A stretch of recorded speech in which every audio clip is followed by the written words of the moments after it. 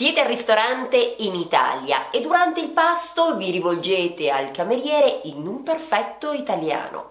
Se questa immagine vi sembra allettante, allora siete nel posto giusto, perché nella lezione di oggi vedremo proprio che cosa dire al cameriere durante un pasto al ristorante, sia per richiedere qualcosa, ma anche per esprimere dei giudizi sul cibo che state mangiando.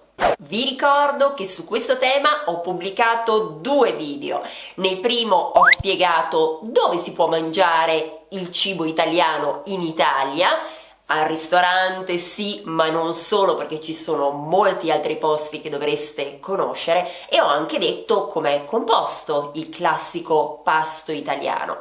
Nel secondo video invece abbiamo analizzato come prenotare un tavolo al ristorante, che cosa dire all'arrivo e come fare un'ordinazione in un perfetto italiano. Troverete il link di questi video qui sotto nella descrizione.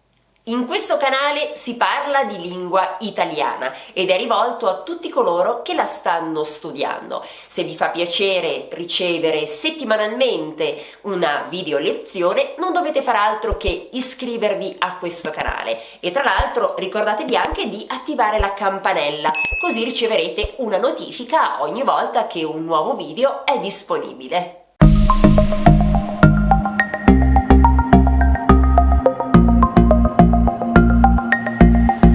Benvenuti a Italiano con Eli. Io sono Elisabetta e da molti anni la mia più grande passione è quella di insegnare la lingua italiana e devo dire che vedendo i miei studenti ho spesso l'impressione che si tratti quasi di un processo magico, è magico quello che vedo succedere nei miei studenti e quindi sono molto felice di poter aiutare chiunque abbia piacere di imparare la nostra lingua. Ma veniamo a noi. Innanzitutto, se quando siete al ristorante volete chiamare il cameriere, lo potete fare dicendo scusi oppure mi scusi? Quando volete chiedere qualcosa, potete semplicemente nominare ciò che desiderate e nella parte finale della frase aggiungere per favore o per cortesia. Ad esempio, 1 litro di acqua frizzante, per favore. O ancora, il sale, per cortesia. O il pane, per favore. Alternativamente potreste dire può portare oppure potrebbe portare, sempre seguito dalla cosa di cui avete bisogno. Vediamo qualche esempio. Può portare il sale, per favore? Potrebbe portare del pane, per favore? O ancora, scusi, potrebbe portare altro pane? Altro significa che c'è già del pane sul tavolo, ma ne chiediamo ancora. Oppure, un'altra bottiglia d'acqua, per favore? Anche in questo caso ne abbiamo già ordinata una, però l'abbiamo bevuta e ne abbiamo bisogno di un'altra. Se vi dovesse capitare di far cadere inavvertitamente una posata per terra, potreste dire al cameriere potrei avere un altro coltello, per cortesia? Oppure potrei avere un'altra forchetta, per favore? Durante il pasto il cameriere vi chiederà se va tutto bene. Per esempio vi potrà dire tutto bene? Tutto a posto? Come va, signori? Com'è, signori? O anche in modo più specifico, com'è la zuppa? Come sono gli spaghetti alla matriciana? Vediamo come potreste rispondere.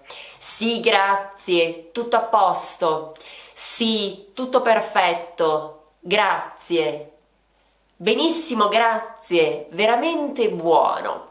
E oltre a buono potete utilizzare per esempio squisito, delizioso, buonissimo, gustosissimo, eccezionale. Questo carpaccio è eccezionale.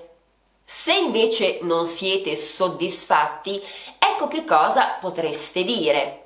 Guardi, è un po' insipido, significa che manca di sale, oppure è troppo salato, o ancora la pasta è scotta.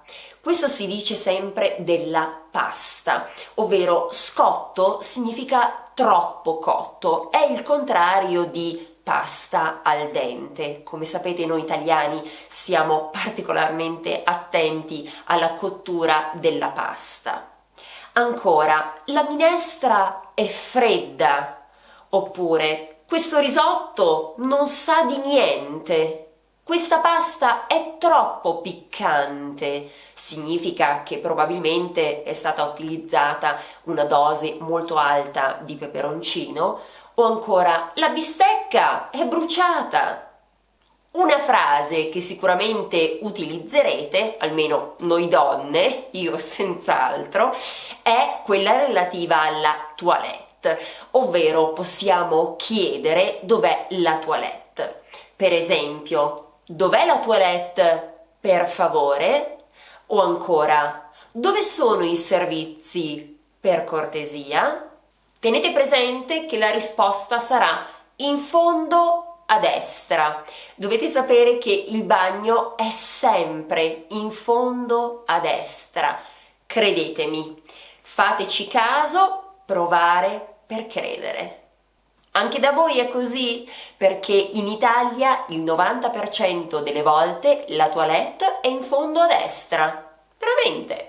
Sulla porta del bagno potreste trovare l'indicazione signori, signore. Signori sta per uomini e signore per donne. Però in realtà non è così immediata questa traduzione e la comprensione di questo. Se ci pensate, infatti, in italiano il termine signore può essere interpretato sia come un maschile singolare che come un femminile plurale. Ricordo anni fa uno studente maschio, entrò nel bagno femminile convinto che quello fosse il posto giusto perché appunto maschio. Infatti lui all'epoca, ricordo che mi disse: beh, sono un signore e quindi qui devo entrare. Per fortuna ero con lui e gli dissi che non era corretto. Questo mio studente fece proprio una figuraccia quella volta.